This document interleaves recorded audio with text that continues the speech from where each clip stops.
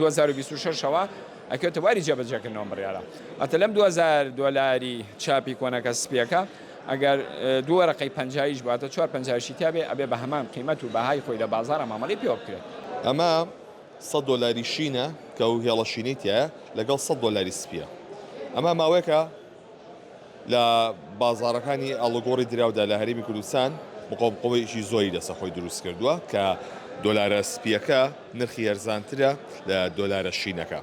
من ئەچمە لای دکتۆر جەبار گۆران وتەبێژی بازاری ئەڵگۆڕی دراوسڵاوە لێ بکاک جەبار ئەمە ئۆتۆمبیلە ئەمە خانووە چیە مۆدلی کۆن ببێت تاوەکو بازاری ئاوای لێبێت هەڵێم دیارە حسابینی بۆکرێت دیارە حسابی ئۆتۆمبیلی مۆدل کۆن و مۆدل تازەی پێکرێت ئەمە چاپی نوێیە ئەمە چاپی نوێ ئەمە چاپی کۆنە بگرێگە لە ڕووی کوالیتیەوە سەری کە ئەمایان کوالیتەکەشی زۆ باشترە لەوە بەڵامی تر بەڕاستی دیاردەیەک دروست بووە ئەمە گرفتێکە بانکەکان دروستەکە بانکە ئاهلیەکانی عێراق دروستەکەن هەرچەند پارێزگاری بانکی مرکزی عێراقی بە ڕێنمایەک دەریکەی جیاوازێک لە نێوان ئەم دوو نرخیانە هەمووی هەر پێوتێ دۆلاری ئەمریکی من چەندی جاڕوکنەوەشم ماوە تۆ گەرەستام دۆلارە پارچە پارچێکی بیدڕێنی بی ژاکێنی لەو عەرزەیە فڕێ بیت بەڕێزت هەڵیگریتەوە ئەڵێ چەندم دۆزیوەتەوە ئەڵێ 100 دۆلارم دۆزیوەتەوە کەواتە ئەگەر پارچە پارچەش بێ ئەم 100 دۆلارە باقی خۆی لەدەست نایە ئەوەی کە بەهای بەم پارەیە داوە باگراوندی اقتصادی وەزارەتی گەنجینەی ئەمریکا فیدرال ڕزەرفی ئەمریکایە بەڕاستی ئەو پاڵپشتەی پێداوە کە ئەم بەهای هەبێ نەخێ نەوەڵا لە ئەمریکانیە ئیترم گرفتە بەڕاستی کۆمپانیا سەرافەکانی عێراق دروستیان کردو وەری ناگرن ئەگەوەریشکن بە نیسبەتێکی زۆر کەم وەرێگرن واتە لە 10,000 زۆر خاترێ بگرن 5 وەرەقە دەگەل لێ وەربگرن و ئەگەر لێش وەرگن بە نرخی کەمتر وەرەگرن واتە سەرچاوی جابە عەرزێکم سەرچاوی تەمیری هەموو بازارەکانی عێراق بانکەکانن یە بانک ئاهلیەکانم گرفتانیان دروست کرد ئێ تەمەن ئەمە جیاوازی نرخی بۆ دروست بووە ئێمە لە ڕابردووە حەلێکی وەسەتماندانە بەرنامەیەکماندانە کە چارەسەر بدۆزینەوە بۆی کە تەداولات و تەبادولاتەکان ئەرقەلەی بۆ دروست نەبێت مامەڵەدارایەکان ئاستەنگی بۆ دروست نەبێت هەستاین 28 بە 100 واتە لە دەفتەرێکە 28 وەرقەی 50 450 شیتا بێت 450 دۆلار شیتا بێ بە هەمان بەهای خۆی لە بازاڕە بێ مامەڵەی پێوەکرێت لە 2000 بڕیار درا کە لە جێتی ڕسمیەوە بڕیارێکمان بەدەست گەشت کە ئەمە کەم بکرێتەوە بۆ 20 وەرەقە چونکە بەڕاستی بەغا وەری ناگرەوەی کە زەرمەند دەبێ مامەڵەکارەکانن هاوڵاتیان و ئانن لەبەرەوە ئەمە کەمەکرێتەوە بۆ 20 وەرەقە واتە لە دەفتەرێکە 20 وەرەقەی 2000 دۆلارشی سپی بێ بە هەمان بەهای خۆی بێ لە بازارە مامەڵەی پێوەکرێت لەم 2000 دۆلارە سپیە نا لە یەکی 2026ەوە 2026ەوە ئەکەوتە واری جێبەجێکردنەوە بڕیارە ئەتە لەم 2000 دۆلاری چاپی کۆنەکە سپیەکە ئەگەر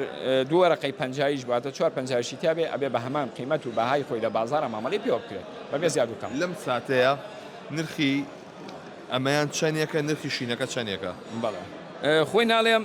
ئەگەر تۆ 10 دۆلار لەمە پێبێ بۆ ئەم دقەیە بۆ ئەم دقەیە ساڵێم 30 وەرەقەی سپی تیا بێت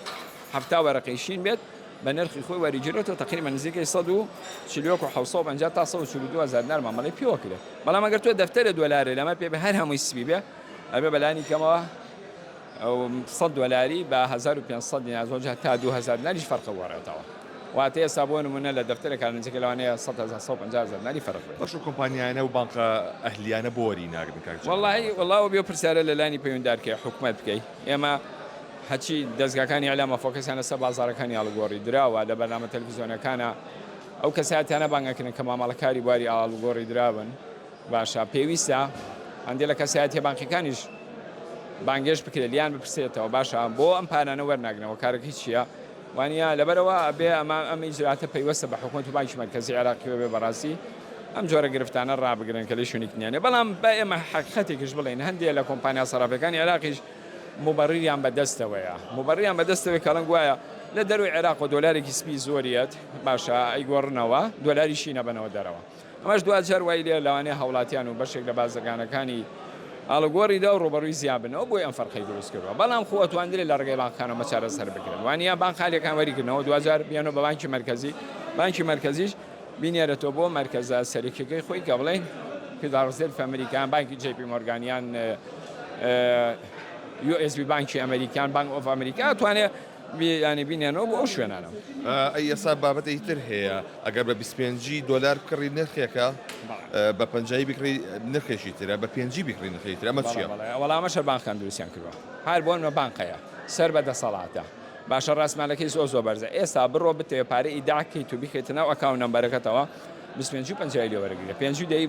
بۆ بەری لێ وەرناگرێ ئەگە لێشی وەرگێ خاتریشە بگرێ بەڵێ لەبەری کەسێکی عەلامیت دیاریت قەیناکە خاتری جەناب دەگرین بەڵام لە ملیۆنە دینارە 3000 نەر عمولە لێ وەرەگرن کۆمیشنە لێ وەرەگرن بەڵام ئەگە 50 و 25 بەری 1000 لێ وەرگن کەواتە ئەم گرفتەش دووبارە بانقەکان دروستن باشە پێنجیەک لەگەڵ پەنجاییەکە فەرقەکەی چی هەر پارە نییە هیچ فەرقی نییە توێستا ئەو کاڵایی کە سەر بەرتانە بۆ نۆ بای 500 نارە ئەتوانی دە پێنجی بیت ئەتوانی وەرەقەی 50 بیت هیچ فەرقیشی نییە ئەمە موبەرەکان وایە گوایە ژمارنی تۆزە زەحمەتە پێنج دەیوامانە بەڵام بەڕاستی ئەمە زۆر عیبێ بەڕاستی من بە شەرمەزاریە زانم ئەگەر بانک ئەوە بکاتە موبەڕی بەڕاستی لەبەرەوە پێنج دەیانش کێسا فەرقی هەیە مەسەلەکەوەیە کە بانکەکان وەری ناگرن وەریشی گرن بە کەمتر وەرەگرن ئێمە کێکە تۆ بانک وەری نەگرێت یان بە کەمتر وەریگرێت چاوەڕانەوە کە لە بازار وەکو نرخی خۆی بکەن ناخێنەوەڵا بێبی بە کەمتر ئەگەر پێنجیان لێزیاو بە بیان بە ئێمە دۆستپال بە بەڕێستان بەڵێ ئەوە کە جۆبیستی بوون ئەمە ئەو جیاوازی نرخەیە کە لە بازاری ئاڵگۆڕی دراوەدا دروست بۆ لە نێوان دۆلاری سپی و دۆلاری شیندا بۆیە لە سەری ساڵەوە بڕیارێکی نوێ دەرچۆ تایبەت بەمە کە بۆ هەر 10,000 دلار 2000 دلاری سپی وەربگیری و بە هەمان نرخی دۆلارە شینەکەش وەربگیرێ بۆی جیاوازی لە نرخدا دروست نەبێت.